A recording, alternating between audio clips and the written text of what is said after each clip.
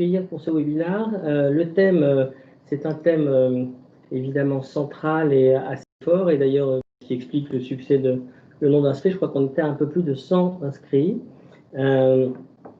Et ce qui explique aussi la mobilisation, enfin de peut-être, on est nombreux à la fois de plusieurs compétences de l'entreprise sont réunies. Il y a des gens qui sont en charge de la sécurité, des RSSI, des gens qui sont mobilisés sur les questions de workplace, d'autres sur les questions de l'IT, des chefs de projet. Donc ça veut dire que la question de la maîtrise des accès, des partages et des configurations sur Teams et dans 365 en général, c'est une question qui anime plusieurs compétences dans l'entreprise.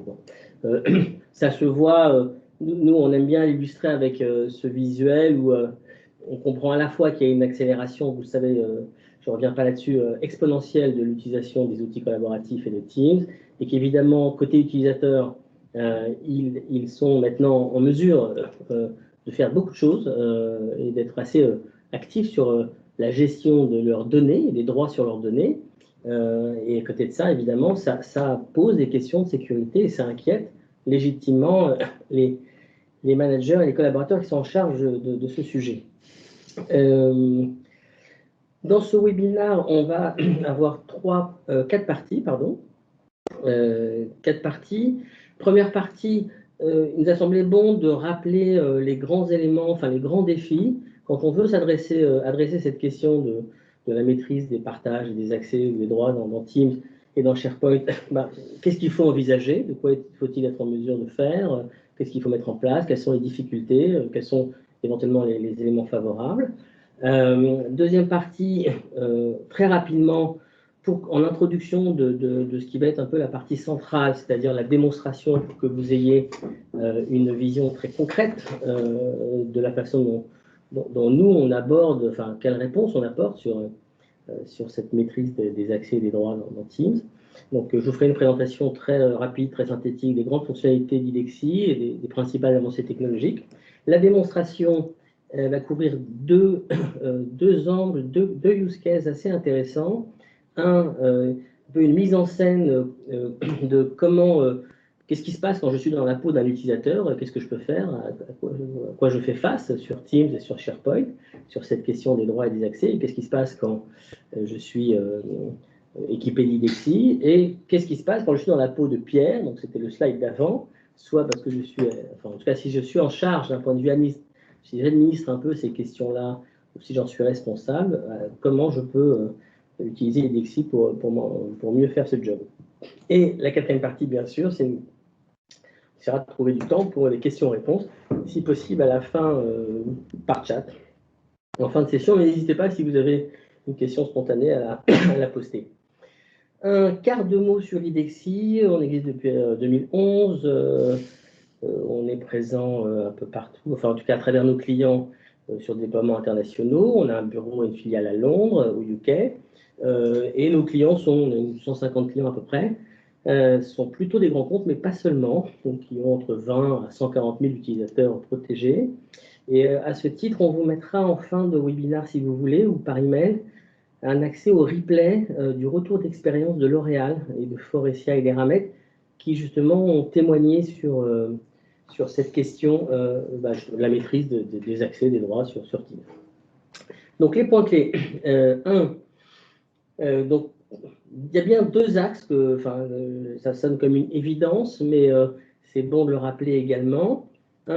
Il s'agit, quand on veut maîtriser les accès, les partages, les configurations et les droits sur Teams ou sur l'environnement 365, de faire deux choses. Évidemment, s'assurer que les données sont accédées, partagées par et avec les bonnes personnes. C'est une question de confidentialité de la donnée. Il ne faut pas que les données soient accédées par ou des fichiers, par exemple, qui ne sont plus dans l'organisation ou qui ne sont plus légitimes à y accéder.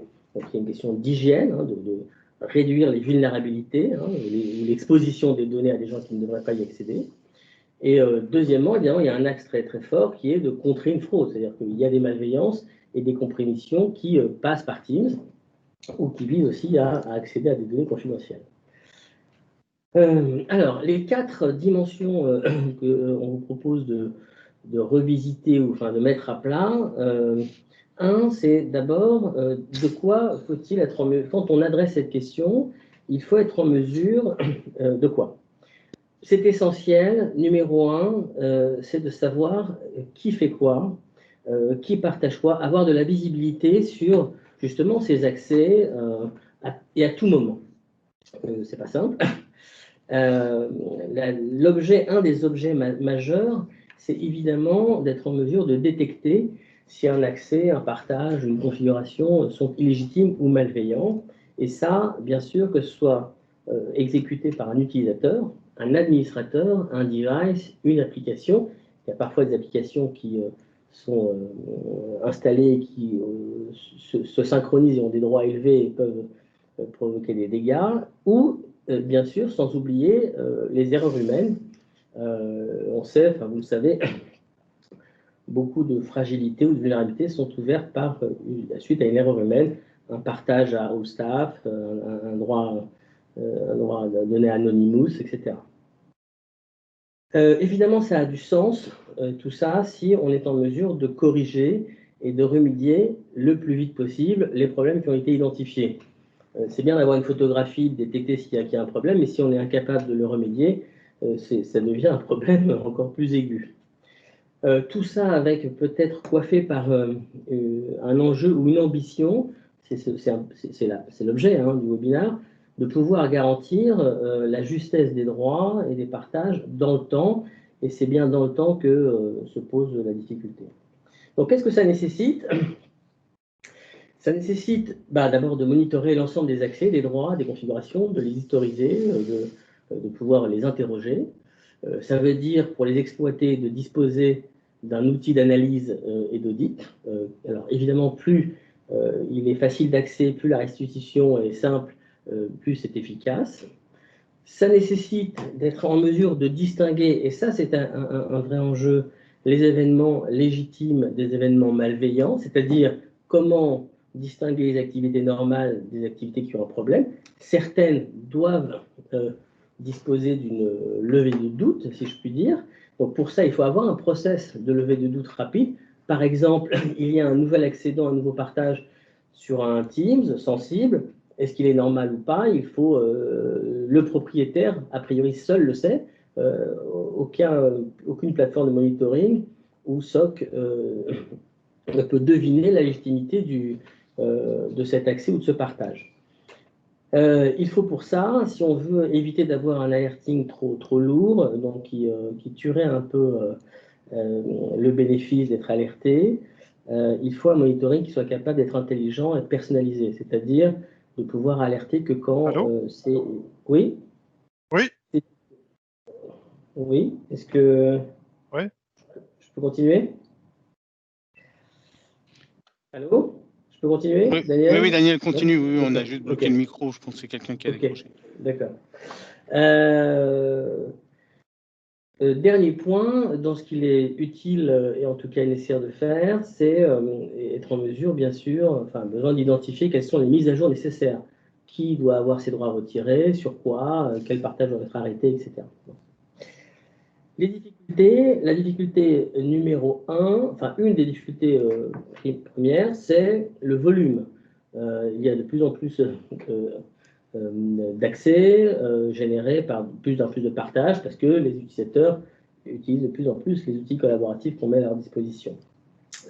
Chez un de nos clients, pour, je crois, 12 000 utilisateurs, il y avait plus de 100 000 SharePoint et Teams.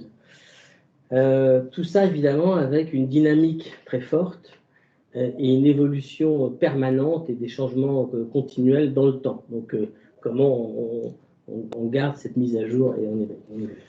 Avec une difficulté la plupart du temps, aujourd'hui, pour un utilisateur, c'est difficile de savoir ce qui se passe sur ces données, c'est difficile de corriger. Il faut être un utilisateur avancé et il faut aller dans Teams, dans SharePoint, dans OneDrive, dans la messagerie pour voir et à chaque fois essayer de comprendre ce qui se passe et on n'est pas alerté quand il y a un nouvel accédant ou un nouveau partage qui s'opère, fût-il malveillant. Donc ça, c'est un vrai problème. Les facilitateurs, Bon, les facteurs favorables, évidemment, si les utilisateurs sont sensibilisés à la sécurité, eh bien, ça marche davantage, puisqu'ils sont conscients du risque et ils sont prêts à participer. S'ils ont les moyens de le faire, et c'est un peu l'objet de notre approche, et qu'ils sont en mesure d'adopter les bonnes pratiques d'hygiène dans la gestion des droits et de leurs données, ça marche mieux, évidemment, s'ils peuvent intervenir. Et enfin, ce qu'on a observé souvent, c'est que parfois, sur ces questions-là, c'est bon quand les équipes en charge de la sécurité ou de la workplace ou du suivi des droits, des partages, etc., peuvent avoir accès à un outil d'analyse sans avoir besoin de solliciter les équipes IT ou les administrateurs 365 qui sont très, très chargés. Voilà, un tour d'horizon, alors sans doute encore incomplet, mais qui pointe, qui fixe les points sans doute essentiels. Donc il y a beaucoup de points à couvrir. Alors, comment IDEXI aborde cette question-là? Je vais en quelques slides vous expliquer les grands principes fonctionnels et l'avancée technologique que nous proposons et qui est utilisée par nos clients aujourd'hui. Et évidemment, la démonstration vous donnera une illustration beaucoup plus concrète. IDEXI, c'est une plateforme globale de monitoring, d'audit, de détection, et capable aussi d'alerter quand elle identifie une action potentiellement dangereuse, et de remédiation. La capacité de remédiation, on l'a dit, est très importante. Elle s'appuie sur les dernières technos d'analyse de logs, d'apprentissage automatique, d'apprentissage de comportement, d'analyse de contexte, pour la rendre la plus intelligente possible dans ses analyses. Alors, pour ceux que ça intéressera, on rentrera davantage dans le détail sur les grands différenciateurs technologiques de la plateforme, mais en un mot et demi, j'en souligne 2 ou 3. Elle est préconfigurée, c'est-à-dire qu'elle est nativement capable elle est experte sur les environnements protégés. Donc, tous les use cases d'accès, de partage, de configuration sur Teams, sur SharePoint sont déjà précodés, donc on n'a pas besoin de lui apprendre à chercher ce qu'elle doit trouver. Elle est centralisée, ça c'est très important, on parlait de l'audit tout à l'heure. Pour avoir accès à l'information facilement et rapidement, il faut que l'ensemble des logs, des informations qui concernent ces accès, ces partages, ces configurations sur tous les environnements, soient réunis en un seul endroit, soient précalculés, organisés, classés, pour être interrogeable de manière plus efficace et plus rapide. Daniel, dans la démo, vous en parlera, mais ça aussi, c'est un point clé. Il s'agit de monitorer chaque utilisateur et chaque ressource. Une ressource, c'est un Teams ou un SharePoint ou un OneDrive ou des fichiers OneDrive de manière personnalisée, c'est-à-dire que grâce à une phase d'apprentissage automatique, chaque utilisateur bénéficie d'une protection, d'un monitoring qui tient compte de ce qui est légitime pour pouvoir identifier mieux ce qui ne l'est pas. Voilà. Alors, et évidemment, le point le plus important qui permet de faire une avancée, on pense, significative et sensible sur cette question de la maîtrise des droits, des accès et des partages sur Teams, c'est le fait que la plateforme est connectée aux utilisateurs. Qu'est-ce que ça veut dire? C'est qu'elle est capable d'envoyer des informations à chaque utilisateur et les utilisateurs sont capables d'envoyer des informations en retour à la plateforme. Donc, ils s'enrichissent mutuellement. Les utilisateurs peuvent voir ce qui se passe sur leurs données et la plateforme devient plus intelligente dans la finesse de sa détection, dans sa capacité de remédiation grâce à l'information fiable qui est remontée par les utilisateurs. Ce qui fait qu'on arrive à, sans doute, ce qui est un des enjeux de notre temps, pas le seul bien sûr en sécurité, mais c'est de faire en sorte que les utilisateurs soient des acteurs de sécurité davantage que des acteurs de risque. En tout cas, moins des acteurs de risque. Donc, quelle forme ça prend? Encore une fois, dans la démonstration, vous le verrez en live. Chacun dispose d'un assistant personnel de sécurité. Qu'est-ce que c'est? C'est 2 choses. C'est un dashboard interactif où chaque collaborateur peut suivre sa sécurité, avoir quelque chose de très user-friendly, où on voit qui est membre de mes teams, avec qui je les partage, est-ce qu'il y a des partages extérieurs, quand il y a un nouvel accès, oui, c'est remonté, quel device se synchronise, depuis où, etc. Donc, un 360 degrés de ce qui se passe sur mes données, sur mon Teams, sur mon SharePoint, sur mes Teams, sur mes SharePoint. Et la deuxième chose, c'est d'être capable aussi d'envoyer, d'informer les utilisateurs d'une action dangereuse quand qu'elle se produit. Et là, ce qui est intéressant, et Daniel va vous le montrer, les utilisateurs peuvent valider l'action si ils en sont à l'origine et si elle est légitime, ou évidemment la corriger immédiatement et la signaler éventuellement aux équipes sécurité. Comment ça marche? Voilà un schéma, très simplifié. Il y a des accès, des partages, des droits, des configurations. Ils sont analysés par la plateforme de monitoring. Quand c'est un cas de fraude évident, avéré, c'est traité directement par la plateforme et c'est envoyé aux équipes SOC ou sécurité.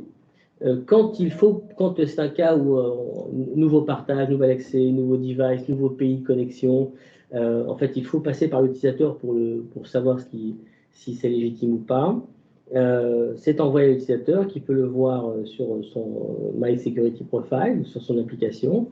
Si c'est un cas de fraude, il corrige, remédiation automatique, et donc ça va retirer le droit, cesser le partage, et ça peut envoyer une information aux équipes sécurité en fonction du niveau de gravité de la fraude. Si c'est un cas légitime, il le valide, et auquel cas la levée de doute est faite, et donc les équipes sécurité n'ont pas à s'en inquiéter, et dans tous les cas, la plateforme IDEXI est mise à jour. Voilà, j'ai dit l'essentiel, j'espère que j'étais assez clair. Je vous propose de passer à la démo. On reviendra après sur les principaux bénéfices, si vous voulez, à la démo pour que vous ayez l'explication, enfin la vision concrète de la façon dont ça fonctionne. Alors, hop. Bien, je prends la main. Bonjour à tous. Donc, dans les éléments qui vous ont été présentés dans l'introduction, le grand sujet, c'est la volumétrie des partages, la volumétrie du nombre de Teams, du nombre de SharePoint, du nombre de fichiers qui vont être chargés dans les OneDrive. Et derrière cette volumétrie, donc c'est l'activité de tous les utilisateurs qui travaillent normalement. Et à l'intérieur de ça, la difficulté est d'identifier un partage illégitime, un droit qui est resté alors qu'il y a eu un changement d'organisation et que les utilisateurs ne devraient plus accéder à l'information, ou un compte qui a été compromis, et la difficulté de se rendre compte que le hacker a, par exemple, chargé un fichier malveillant et est en train de partager ce fichier avec l'ensemble des contacts du compte compromis. Donc, là, ce que je vous montre dans un premier temps, c'est un environnement Office 365 dans lequel je retrouve l'ensemble des applications qui me sont accessibles, donc SharePoint, OneDrive, Teams et la boîte mail en particulier.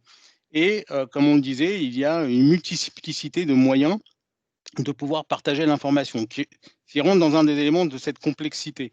C'est-à-dire que chacune de ces applications est gérée de manière verticale, et donc l'ensemble des partages qui vont être faits doit s'analyser application par application, et il y a de multiples moyens de faire ces partages. Donc je peux, par exemple, dans le cadre d'un Teams, créer un groupe Office 365 dans lequel je vais avoir des membres et des propriétaires. Je peux créer un SharePoint qui va créer 3 groupes qui vont être des groupes propriétaires, members et visiteurs. Je peux faire des partages avec des liens particuliers. Donc, donc typiquement sur, par exemple, un environnement OneDrive, je peux faire donc ce qu'on appelle des sharing sets et donc créer des partages fichier par fichier. Je peux donner aussi des droits sur l'ensemble de mon OneDrive avec une notion d'administration de site. Et donc, on a comme ça des multitudes de possibilités de donner des accès à des personnes, et ensuite une grande complexité à contrôler si finalement ces droits, ces partages sont bien légitimes. Donc, Daniel l'a présenté dans l'approche IDEXI. L'approche IDEXI et la connexion à l'utilisateur, c'est d'une part de fournir à chaque utilisateur la possibilité de visualiser de manière simple ce qui se passe sur ces environnements et tout particulièrement concernant les accès, les permissions et les délégations. Donc pour cela, les équipes sécurité peuvent configurer des campagnes, je reviendrai sur la vision équipe sécurité, peuvent donc configurer des campagnes et peuvent envoyer par exemple à fréquence régulière à travers une campagne de recertification un email dans lequel qui est complètement customisable, c'est-à-dire que les logos seront vos logos, les URL seront vos URL et le SMTP d'envoi d'email sera votre SMTP pour que l'utilisateur se retrouve dans un cocon dont il a l'habitude en termes de cybersécurité. Et donc, vous pouvez facilement paramétrer la plateforme pour que, par exemple, tous les 3 mois, elle envoie un email de recertification des droits, des délégations et des partages. Donc, l'utilisateur, dans la peau d'utilisateur, il va recevoir cet email.